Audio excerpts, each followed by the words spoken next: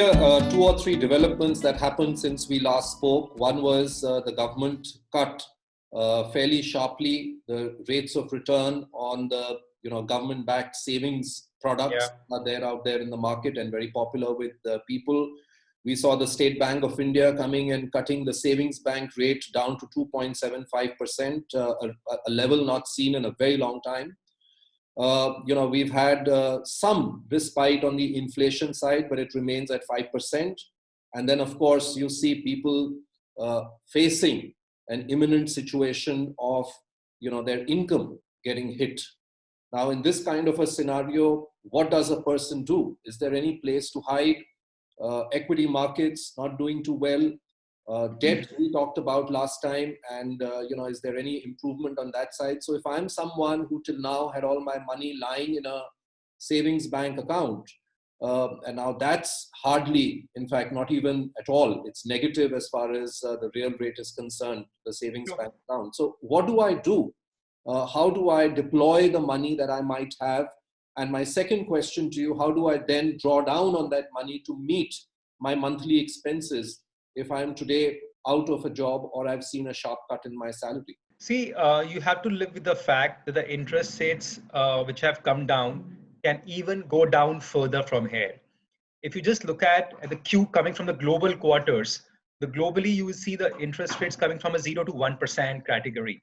I think India will also follow suit. I think right now, the way we stand in the repo rate of 4 to 4.5%, this also has to come down to lower levels from where we stand today. So I think we need to brace ourselves for cut in the interest rates from where. So yes, this will also have an impact on your savings bank interest rate. FDs have come down to an all-time low. I think the FD rate with an SBI offers right now is 5.5%.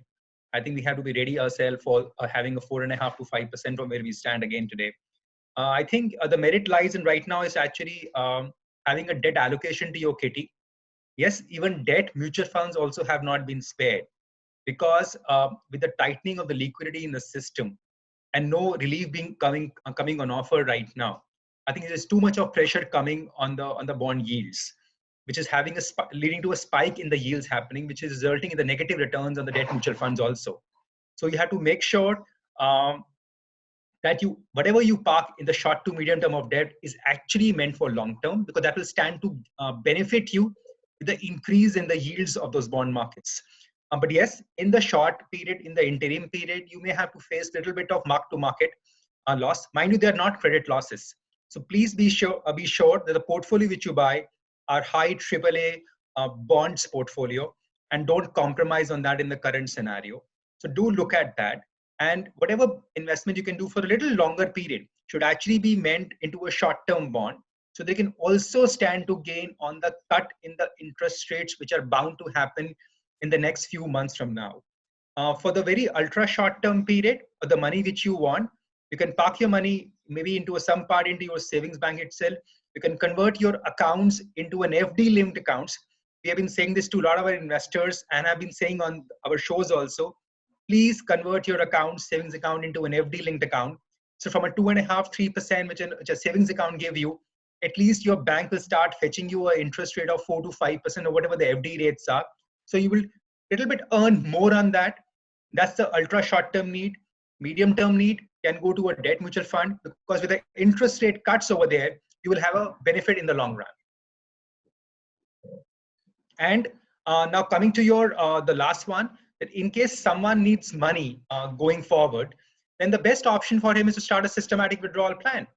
Park your money into a liquid fund or into a short-term fund which does not carry exit loads. Most short-term fund doesn't do that, and start a systematic withdrawal plan coming from there, which can actually give you an income on your existing investment parked in that corpus, as well as gives you better tax efficiency.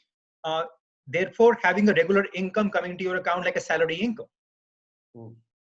So if we were to take an example, Surya, that if somebody has, say, 20 lakh rupees in savings, and if they were to put it into a certain set of funds, like you mentioned, and draw down, say, 1 lakh a month or thereabout, how would that work for them? How long can they sustain themselves? See, I'm assuming that if someone has parked the money of 20 lakhs, he will not be needing let's say, a lakh rupee a month, because then the corpus would be much larger than 20 lakh. So to be on the practical side, if someone has a 20 lakh of corpus and he needs some monthly sustenance income, so we can talk about, let's say, 25,000 rupees a month right now, as an example. And if that money is to be used as a monthly withdrawal, and that money can, and assuming that income which we put the money in, that coupon which we get is around, let's say, 7%, then after 5 years of regular monthly withdrawal at 25,000, it translates to 15 lakhs of withdrawal over a 5-year period.